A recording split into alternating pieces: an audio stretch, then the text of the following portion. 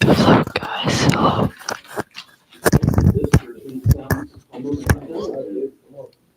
Yo, what up? What's up, guys? Yo, Harvey. Yo, Harv. Yo, Harv. Yo, Harv.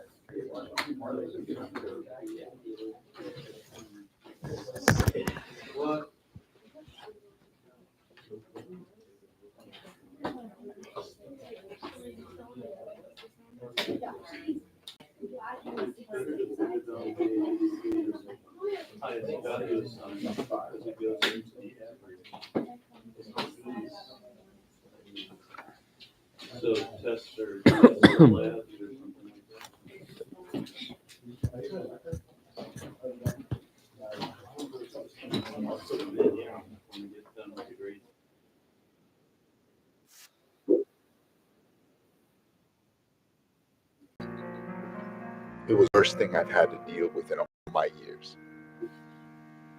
In 1961, outsiders would arrive in the Mexican village of Yerba Buena, and over the next 2 years, the lies these people told snowball into sacrifices to forgotten myths, and the eventual massacre of the village by the authorities.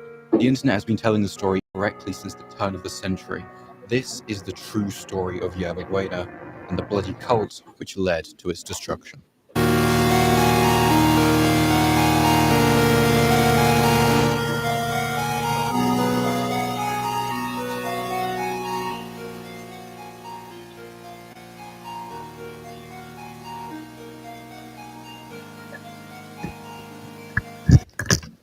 Oh, shit. Yo, what's good, gang? The small indigenous farming community of Yerba Buena was truly remote. It had no roads, no electricity, no running water, and was home to only about 50 native Mexican farmers. This game, you're not ready. The only way in or out of Yerba Buena was through a rough beaten cart track, which led to a distant highway. It was upon this track in 1961 that newcomers appeared in Yerba Buena.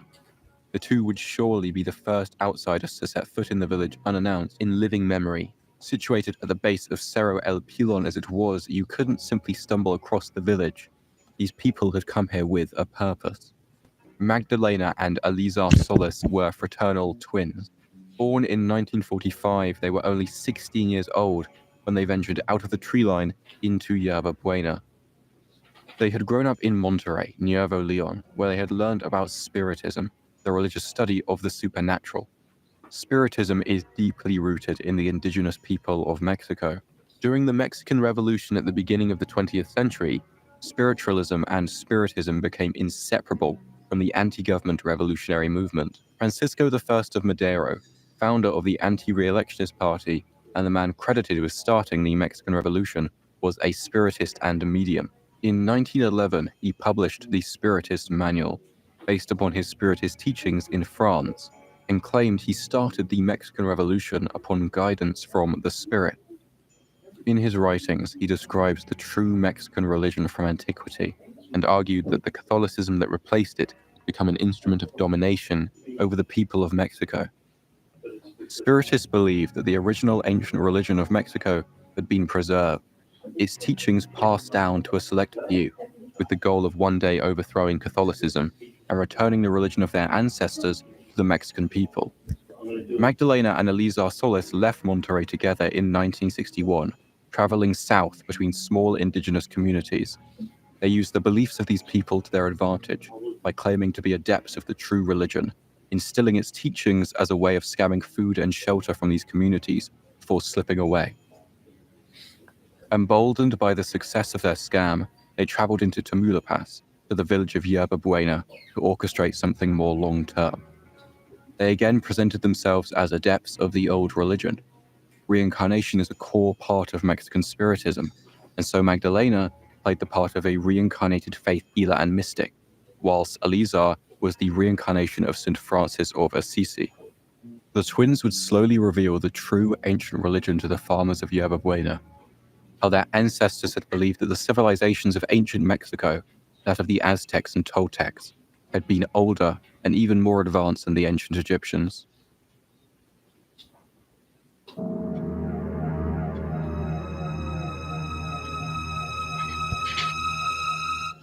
In the beginning, very little had changed in the twins' scam. They asked for food and shelter, preying upon the generous hospitality of the villagers. Magdalena drip-fed the farmers information about their supposed identities and their knowledge of the old gods. The scam allowed them to extract many more resources from the villagers than they were willing to spare. The twins knew that there would be a point when the villagers discovered their dishonesty, and hospitality, strange as it was, would come to an end. However, this time they planned on staying much longer. When the farmers began asking for more substantial evidence from the twins, they agreed to perform an ancient ritual to prove their supposed identities. The twins' ritual involved the theatrical brewing of a potion, which they claimed had the supernatural power to grant visions. But in reality, it was laced with marijuana. They convinced the villagers to drink this potion. Now drugged and in a more suggestible state, the sober twins would continue to reinforce and convince the villagers of their lies. This proved to be a powerful and effective technique. Every time the villagers began to doubt the lies of Magdalena and Elizar Solis, the twins would develop new rituals to quell the disbelievers, each time upping the stakes. They began with an amendment for the first ritual, the addition of animal blood to the ingredients of the drugged potion. Next, they incorporated elaborate costumes into the rituals, covering themselves in body paint and feathers, imitating the clothing of ancient Aztec priests and priestesses. Two groups began to form in Yerba Buena, those who believed Magdalena and Elizar, and those villagers who still had their doubts. In the spring of 1962, the twins ordained two of the most faithful villagers to help them perform rituals and to act as muscle to extract tributes from the non-believers. They chose the brothers Santos and Cayetano Hernandez, who had grown up in Yerba Buena. Like all of those in the farming community, the brothers toiled endlessly, day in, day out, in the fields surrounding the village. With little else to do, Yo, what's good, the brothers chat? had welcomed the arrival of What's up, Magdalena chat? and Elizar Solis. We watching They the readily documentary. drank the drugged potion and deeply believed the twins' lies and in their fabricated power. The Hernandez brothers were cruel and enjoyed exerting their newly found authority over the non-believers. ¿Quieres mejor internet que 5G? No busques más. Obtén Cox Internet por $50 al mes, con equipo incluido y velocidades más rápidas y confiables que internet 5G residencial. Cámbiate hoy. We have these beautiful golden showers. Where's the hot sauce bar? Honey, not every place can have a hot sauce bar like Firehouse Subs. Oh, be in the car. With the extra manpower, Elizar, aided by the brothers, constructed a temple for the rituals, high in the mountain caves above Yerba Buena. They erected a wooden dais around a flat stone slab to act as an altar, with a thatched roof supported by 4 wooden pillars. The villagers would make the trek through the jungle and into the cavern to watch the nightly rituals.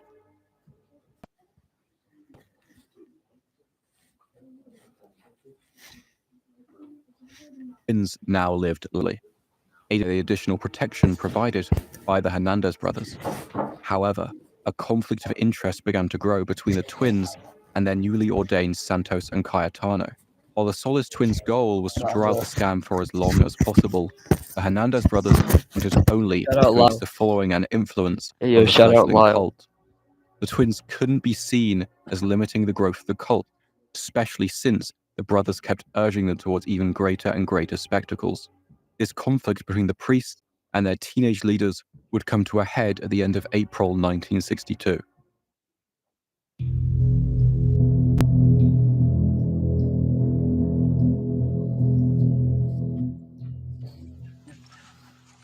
As night fell upon Yerba Buena, the villagers made the usual trek through the forest, up the mountain path to the cavern.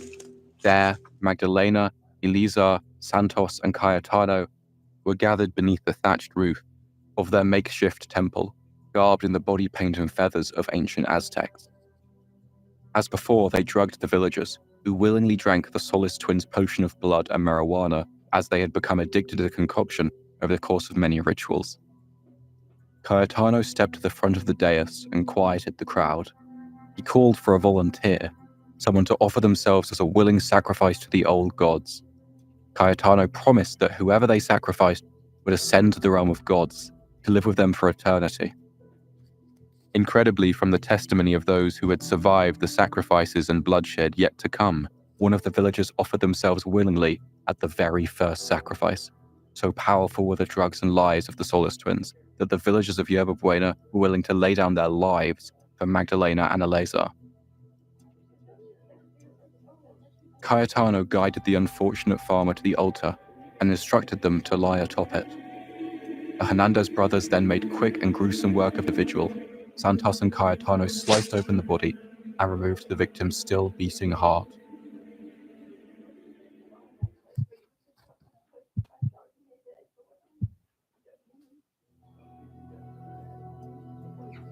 After their murderous fervor subsided, Cayetano and Santos collected the victim's blood from atop the altar to substitute the animal blood previously used in the twins' potion. The potion was once again passed round.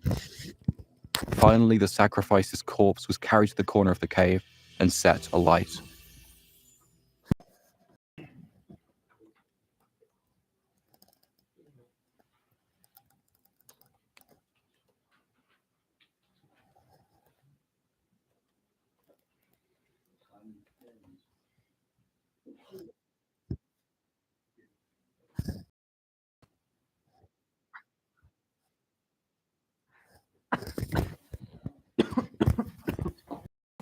Twins' grasp had become so powerful upon the farmers of Yerba Buena that the villagers were now content and complicit with murder and cannibalism. And if they had any doubts or reservations, none were willing to speak out, at least for the next 12 months. During this time, at the end of each month, the villagers would enter the cave and emerge one fewer in number. Few eyewitness testimonies remain, those that do describe a tragic and horrifying series of events in which, without fail, every month for a year, a willing sacrifice stepped forth from the crowd and towards that bloody altar. The Solis twins had lost control of the lies they told, soon to owe the lives of at least 15 people.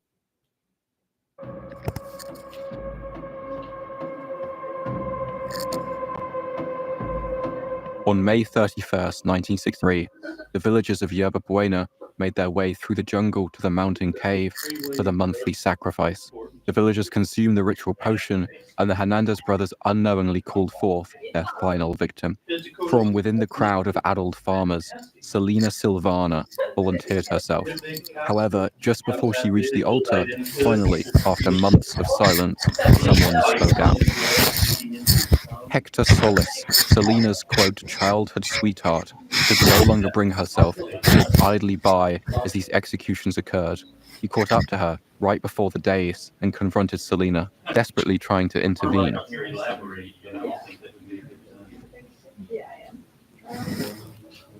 But she wouldn't listen to him. She wanted to be sacrificed straight to a god, to live in guaranteed bliss forever. Selena picked up a stone and gave it to him, begging him to use it to crush out her life. They struggled, she fell, and the others rushed in on them, knocking Hector out and pelting Selena with stones until she was senseless. By the time Hector had come to his senses, it was too late. Cayetano and Santos had dragged Selena's body atop the altar and removed her heart. Enraged and grief-stricken, Hector fought briefly with some of the villagers, trying to reach and kill the Hernandez brothers. He quickly realized it was to no avail. Selena was well and truly dead. Hector departed from the cave after the altercation, leaving the cultists to drain the body of blood and to burn the remains. He returned to his wife and 4 children in the village, vowing to report the cult to the police. At dawn, Hector left Yerba Buena and headed towards the nearest police department in Villa Gran, where he met with Police Inspector Abelardo G. Gomez. Inspector Gomez asked Hector to recall as many names of the cultists as possible and wrote them down. He instructed Hector to return to Yerba Buena as if nothing had happened, while Inspector Gomez collected his men and prepared for a raid. Tener un internet confiable para mí es importantísimo y Spectrum fue la mejor elección. Sweeter, bolder flavors are hitting the menu at Wawa, which means your day is about to get a whole lot. Hector returned to Yerba Buena. The Hernandez brothers were waiting for him and slit his throat with a machete, but not before discovering that the authorities were on their way. Inspector Gomez gathered his men in Villagran and started the trek to Yerba Buena, whilst Cayetano and Santos gathered their most loyal followers to defend the Solis twins. Police poured into the farming community through the rough-beaten cart track, and Cayetano came out to meet them. Inspector Gomez questioned Cayetano from a distance, demanding to know what was truly going on in Yerba Buena. Cayetano claimed to know nothing of the cult and to be but a simple farmer, but Gomez wasn't fooled so easily. He told me he was a farmer, all the rest. I have not been a rural policeman for long years for nothing. I knew he was lying. I told Luis Martinez, one of my men, to take him in for questioning. When Martinez stepped forward, Cayetano brought out his machete fast as lightning and nearly cut Martinez's head off, killing him instantly. Before Cayetano could make it halfway back to the hut from which the cultists were mounting their defense, police had filled him with lead. This prompted Santos and the others to return fire. Gomez instructed his officers to spread out, take cover, and return fire. Bullets ripped through the thin walls of the hut in both directions. When the gunfire settled, Inspector Gomez and his men carefully approached the hut. We systematically shot up the mud hut so that no one inside could stay alive. When we went in, they were all on the floor, dead. Santos with them. Caught in the crossfire, a boy called Sebastian Guerrero, 14, was shot dead. By the end of the day, Gomez had taken 40 prisoners and captured Magdalena and Elizar Solis. In the cave above the village, the police found, piled in the corner, the remains of all 13 victims, including the charred remains of Selena from the night before. Gomez orders his men to remove the remains for burial and to torch the thatched temple. It was the worst thing I've had to deal with in all my years. After this, nothing can surprise me. Upon questioning the detainees, it was discovered that the cult was spread to the neighboring village of Delgado. Realizing the situation was too large for the small local police station, the inspector called in federal troops from Tampico. 12 people were ultimately charged and found guilty of murder, whilst the twins were held as the police continued to gather more evidence and dismantle what was left of the cult.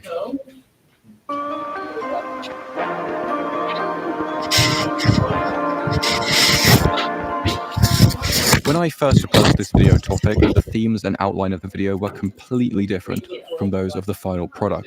The more research I did into this cult, the more I came to realize that the internet's modern retelling of the story is so far removed from the ground truth that the two are now becoming almost indistinguishable.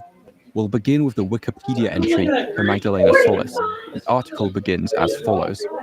Magdalena Solis, known as the High Priestess of Blood, allegedly was a Mexican serial killer and cult leader, responsible for orchestrating several murders which involved the drinking of victims' blood. She is regarded as one of the few documented instances of a sexually motivated female serial killer, showing organized, visionary, and hedonistic characteristics. I think you can see where these stories depart from each other now. Most sources online don't even mention her brother Eleazar, and instead claim the cult was started by the Hernandez brothers, Cayetano and Santos. These same sources fixate themselves on the supposed sexual aspect of the cult, and more disturbingly, hyperfixate on Magdalena's sexuality. I'll remind you that she was just 16 when the cult began.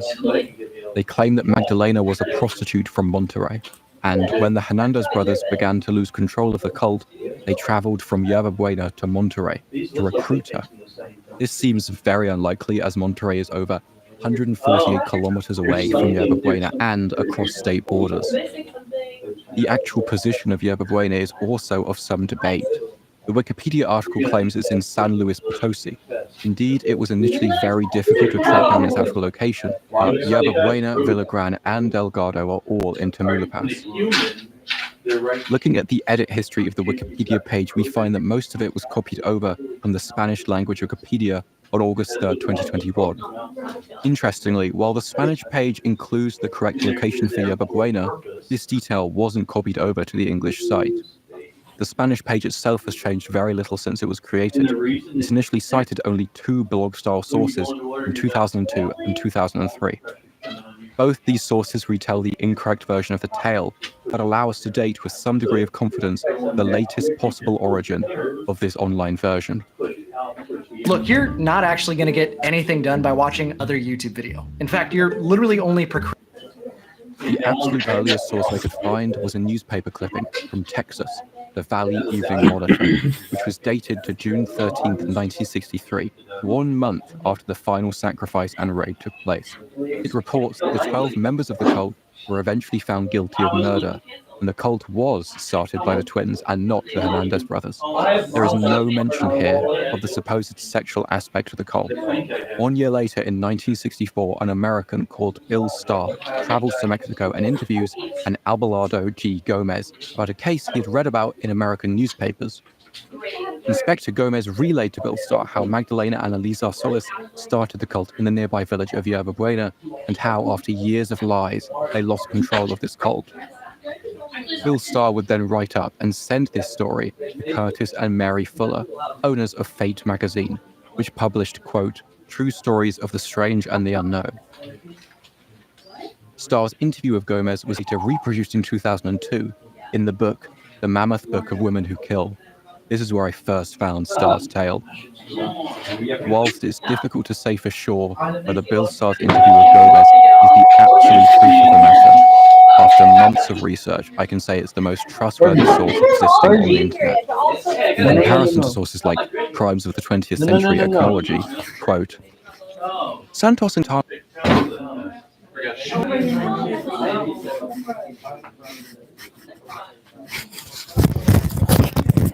Peace out, stream.